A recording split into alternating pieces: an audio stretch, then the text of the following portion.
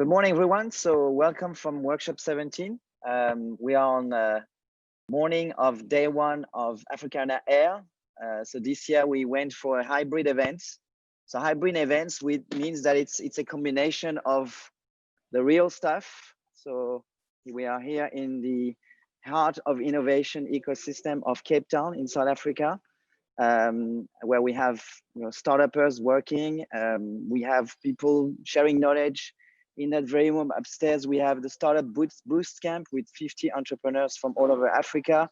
And Andrea Boehmert from Knife Capital is giving them a 1-hour keynote on working with investors and how to raise capital to deliver on your dreams. So we are tomorrow kicking off a real event here with many speakers from Rob Paddock to great other entrepreneurs and investors. And we look forward to going back to real life. But for all of those who can't travel, we're also doing a digital events, which we hope will have hundreds of people across the world kicking off today at 1 p.m. CAT. So, you're on this, so welcome.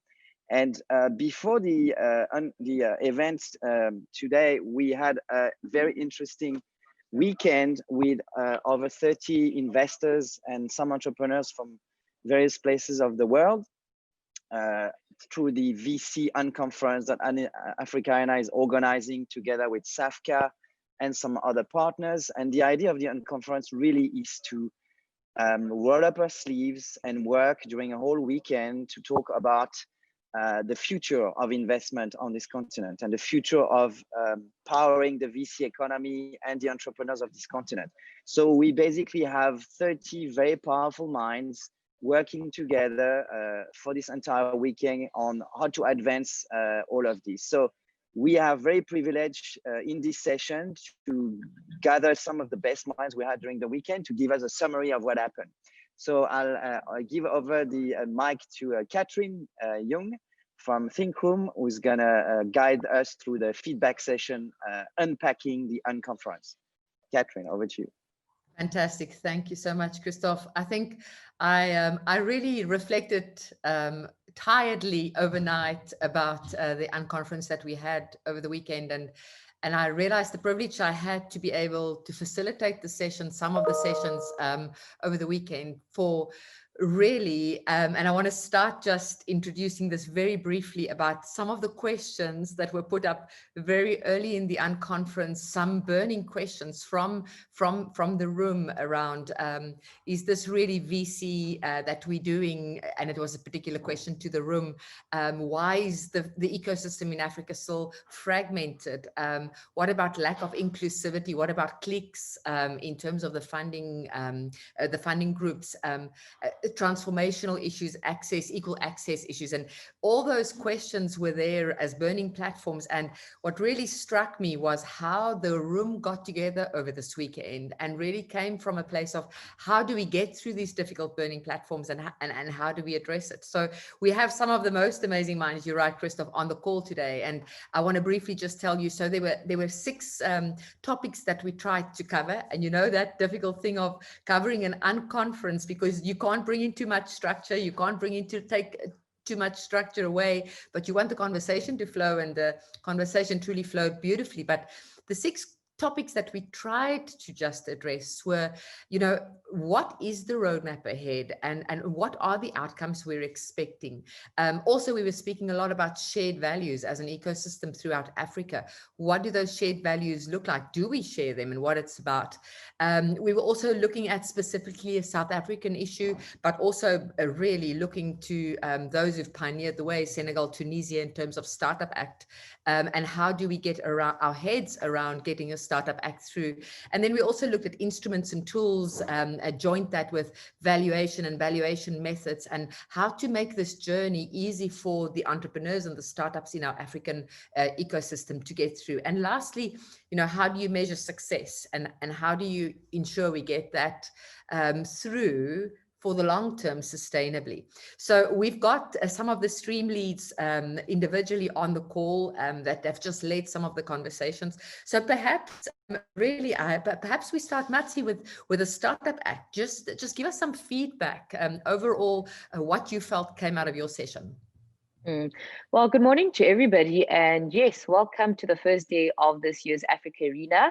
besides the odds, we made it this far. And before this conference started, we had an amazing time in Arabella over the weekend, and it was a confluence of interesting minds, brilliant minds, and these are people that go beyond just talking about issues. These are actually activists that are passionate about shifting the dial.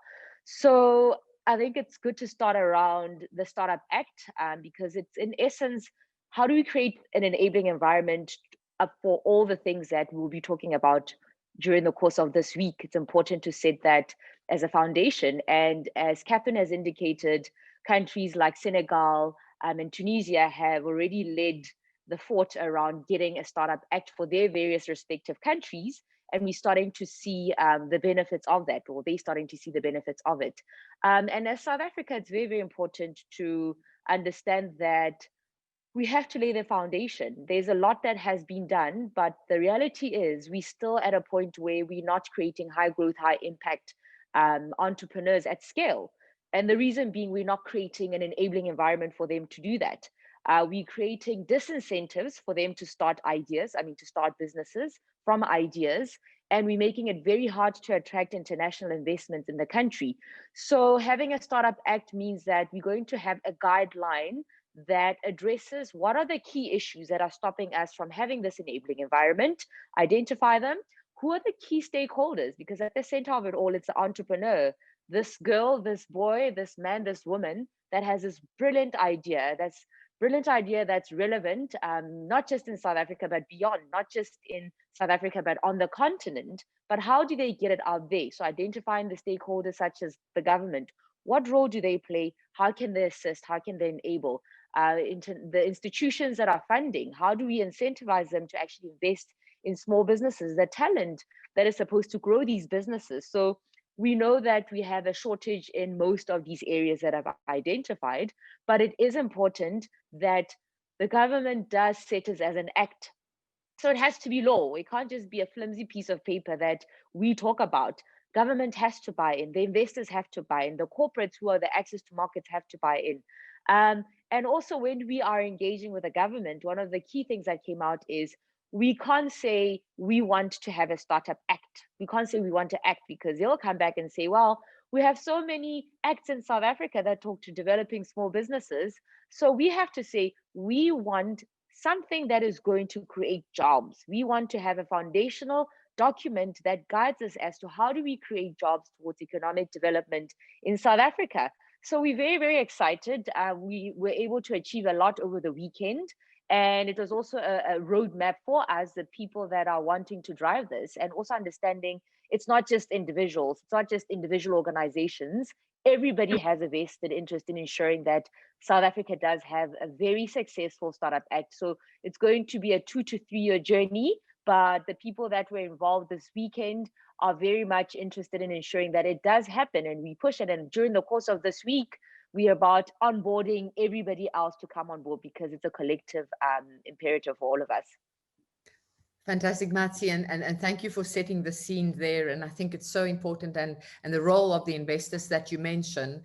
So on that, I actually want to just cross over to Keert. I think, Keert, one of the big things we discussed this weekend, and you were a strong voice on this also, really is about, how do we find ways of attracting more capital into Africa and into the individual countries that we serve as part of the ecosystem. And there's one particular question, around where are the LPs at the moment, and how do they feel? And LPs on today and funders on today, we really respect the views and your views and how the world has changed. But Keert, I'd love to get some of your insights here just on attracting more funding into Africa, and how do we go about that, and the interaction between funds and LPs. Just share with us. Okay, good. I must just firstly apologize. The weekend was so good that I'm only now making my way back from the Unconference and a few other turns that I had to go and do. So apologies if it's a bit sketchy on the road. Otherwise, some of the other panelists can take over. But it's a great question. I think firstly must be said that the so-called innovation space or the technology space has somehow de-risked itself through the use case of COVID. So if there's any silver lining, suddenly the people who invest behind technology startups and disruptive technology and those things, with the digital transformation which got a shot up the arm with the right kind of vaccine, suddenly people are interested to say, okay, I see how this can work remotely. I see the world has gone online. Let's get involved. So that is one major macro force that is helping bringing capital into the space. But yeah, it is still very difficult. It's still risky. This asset class called venture capital is misunderstood. It is thrown in there with entrepreneurship in general. And specifically in countries like South Africa, entrepreneurship means many things to many people. So what is high growth entrepreneurship? What is moving the dial? How do we create those jobs that Mati alluded to? And how does that flow into economic benefit? And we need to align that with the National Development Plan. The core theme was venture capital in Africa. Does the 2 and 20 or the so-called private equity model work?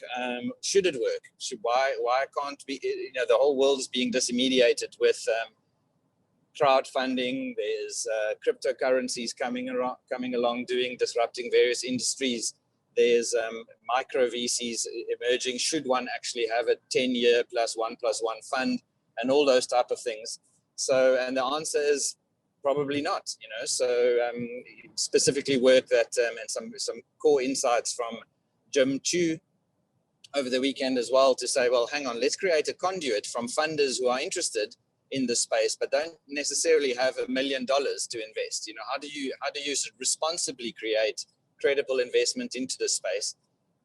And then it also must be said, where are the local LPs, as you alluded to? You know, our structural industry is fragmented.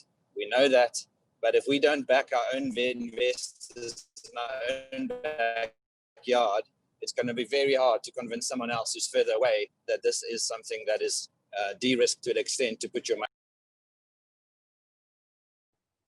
Fantastic. How good is that for the signal cut exactly at the same at the right time? Geert, thank you for those insights and thank you for your contribution over the weekend also on this. But really, I think there's good more work to be done as an ecosystem overall with funders and VCs on how we find the sweet spot. And thank heavens for COVID. There's been so many positives that has come out of that, and our tech ecosystem has seen some of the benefits.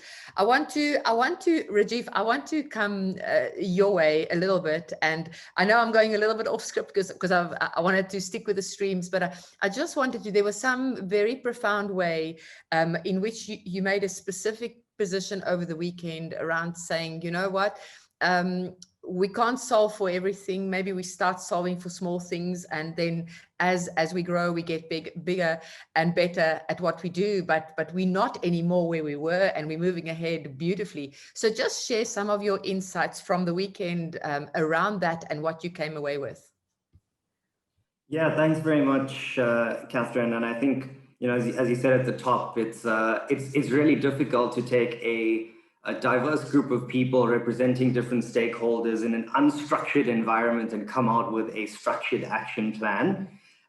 So, you know, congrats on sort of managing to balance that. And it was really rich discussion around all of these things. I think, you know, to your question, my takeaway around that balance was really saying that, look, we've come a long way as an industry, and, you know, the likes of what Knife and Geert and team have managed to achieve, you know, over the last 10 years, combined with the fact that, you know, it's been a rough year with COVID. But despite all of that, you know, we're in a year now, you know, I reflect back to March this year and being on all of these webinars and conference calls and things. What is the industry going to do? We were expecting 70% of the African startup ecosystem to not survive this year. And, you know, there was pandemonium, and we kind of reflect back now at the end of the year. And at the start of this quarter, Q4, we had already had more investment into VC in Africa than the last 5-year average, right, which is $700 million. Combined with that, you know, as many of us have been discussing over the last couple of weeks, some tangible exits. So, you know, going back to Kiet's point about capital and LPs, that only happens when you have tangible proof points. And so I think the balance for me is recognizing that we've seen good examples, we've seen exit opportunities, trade acquisitions, we've seen you know, getting through the COVID period, and already at this point in the year, sort of getting to that 1 billion mark that we saw last year. But then the counter to that is the perspective, right? We are still such a nascent industry. Of course, you know, we're still struggling with things like regulatory hurdles, IP, exchange controls, especially in the South African context.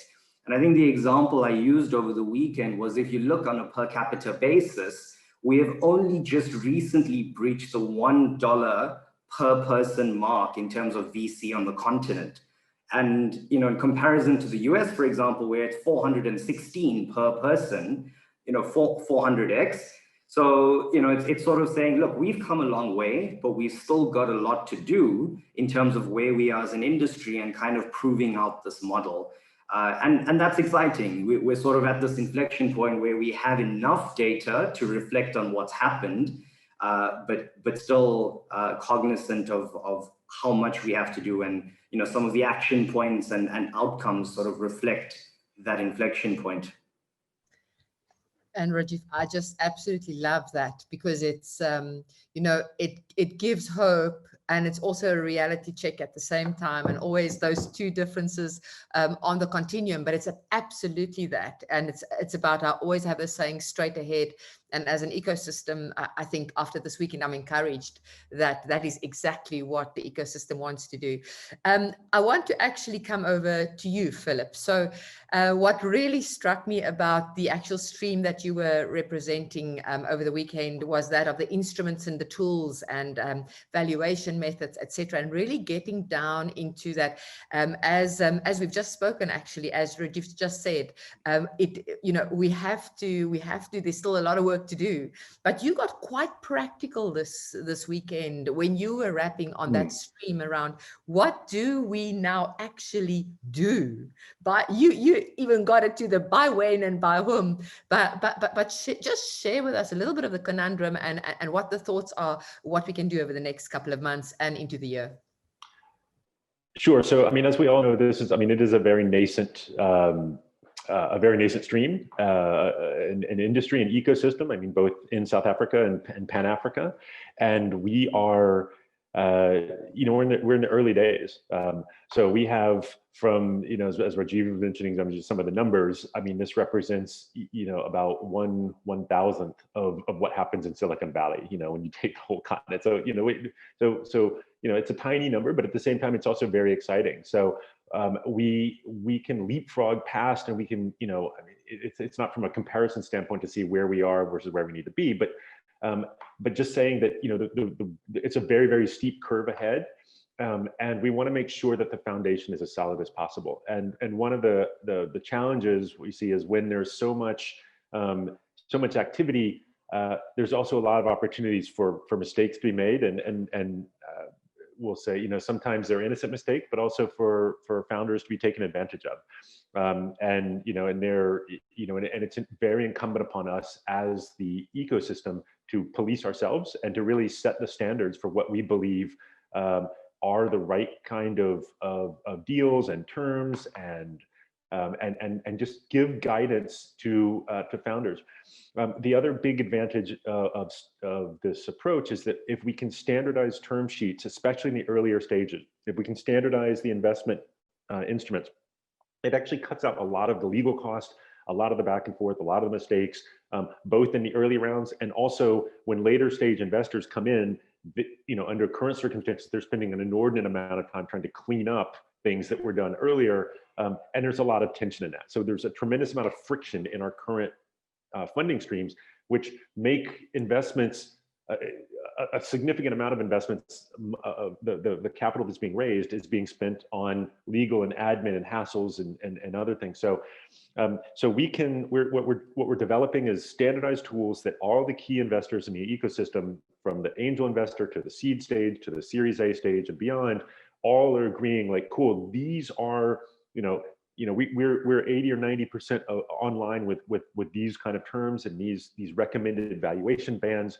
And that will just help earlier stage companies focus on the thing that's most important, which is execution of their business, and not worry about like, have they screwed themselves down the line with a dumb mistake. So yes, there are some specific timelines. In the lean agile methodology, we are starting with an internal pilot, which is basically going to be for South African audience, with a select group of key leading and most active investors. But once we iron out some of those kinks, then that MVP of those documents will be released to the broader ecosystem, and then of course spread it across Africa. Yeah. Philip, and thank you for that. I had the privilege of sitting quite close to your group, and it was such a temptation not to get involved in more of the discussion, but really I think what you've planned for South Africa and then the broader African roadmap is just amazing in terms of tools and instruments, and that one segues right into what I want to ask you, Vuyani. So you were working the stream of really objectives and outcomes, really, and what I was hearing from your group continuously was about, you were speaking a lot about, rightfully so, the entrepreneur in the center. And as Philip just said, these tools and instruments that will help them in so many ways, not having to go to extra cost, extra effort, and smooth that path. And so we have to hand on heart say, okay, so what are the objectives and outcomes for our broader ecosystem who are responsible to make this journey easier for them? Just share some thoughts and outcomes from your perspective in your particular group. Yeah, so I mean, the biggest takeaways, like you said, was putting the entrepreneur in the center of our discussions. But I mean, taking a further step back, and we're defining the objectives of the ecosystem as a whole, which was raised by Ben, was actually defining who the we actually is in this discussion. So what do we mean? Are we talking about just the VC community, the entrepreneurs as a whole, or all the different stakeholders involved in making this ecosystem grow? And through rigorous debates and discussion, we just ended up all agreeing that, let's focus on what we in the room currently have control over and power to actually influence, and just confine that definition to just the VC community. And then we take it from there and then define the mission, a shared mission for the VC community, which is basically identifying and finding innovative entrepreneurial talent, and just investing in them. So that's like a common theme that we were basing our objectives around. And hence from there, we started developing our outcomes. And once we started identifying what the key challenges and getting the right entrepreneurs through the funnel and through the stages, as Philip was mentioning, is actually ensuring that the quality of entrepreneur, but also the quality of the teachings that come through the incubations and the accelerators, is one that actually facilitates that pipeline. So one of the outcomes and objectives that we want to actually implement is really just fully mapping out what it really means to get the entrepreneurs coming into the funnel through the all important step of 0 to 1, and then also defining further from once they've gotten to 1, how does it what does it look going further. So that's one key objectives that we're working on, but and expanding and growing that idea. And tackling the other side, which is the facilitators, and making sure that we identify the top, incubators and accelerators, and making sure that we take the best, tools and processes that actually get entrepreneurs forward. We actually want to develop a platform that's intercollaborative between all the different stakeholders within the VC community, and actually, disseminate it across the early stages of the ecosystem to ensure that the quality of entrepreneurs is also coming through the funnel as best as we possibly can. So yeah, those are the two key takeaways. The main objectives and goals out of those stakeholders is just improving the quality of the input that comes in, as well as the quality of entrepreneurs that come out of the pipeline, which will help with a lot of the issues we've identified at later stages for a lot of the investors. That's absolutely fantastic, and thank you for that. And I think I want to wrap my I'll hand over to Christoph just to wrap on this call as we go into the rest of the program this afternoon. Is the one thing that was so tangible over this weekend represented for the continent was the shared value of empathetic leadership, and with the focus not on weak leadership, but empathetic leadership, showing up differently in a post-COVID world, and taking a very much larger, broad-term view for the continent as a whole. And as Vuyani was saying, it just makes sense, right, to get together as an ecosystem and really just pool resources where we can, and make it to the betterment of the entrepreneurs, because ultimately that brings job creation, that brings economic progress, and really maybe we can actually just solve a little bit of the piece of our world that we're trying to, one entrepreneur at a time. So Christoph, as I hand over to you, I really want to challenge everybody. We've got a saying at Think Room: changing the world one entrepreneur at a time, and it's taking the small the small view and the large view, and then when we know that we want to change the continent and start from that perspective, it just makes it work. So over to you, Christoph, to conclude. Thank you, Catherine. And in fact, we all know the line. It's the entrepreneurs who are crazy enough to change the world who actually do. But it's true of investors. It's true of ecosystem players. And you've heard now some of the best minds unpacking the Unconference. So all of that stuff is tangible. The work of the collective, because like Vuyani said, it's a we, is regularly updated in one placeholder, which is the digitalcollective.africa website. So go there, digitalcollective.africa website. You'll find lots of resources. As Philippe says, this is an open source initiative. We are trying as a collective to advance the progress of the African tech ecosystem, working all together, cooperating, sometimes co-opting, but this is great as well. And so we look forward for more forces to join the initiatives, and we'll be spending the next 4 days together. We have great content ahead of us on the events. So we see you later on the great program of AfricArena Air. We have the summit kicking off tomorrow at Workshop 17, and we'll have programs until Thursday. We have networking session a little bit later today on our AfricArena Air platform. There'll be networking sessions digitally and in person every day. So we hope you join in the fun and share into the energy, whether it's digitally or in person. So thank you very much for being with us on this session, and see you soon.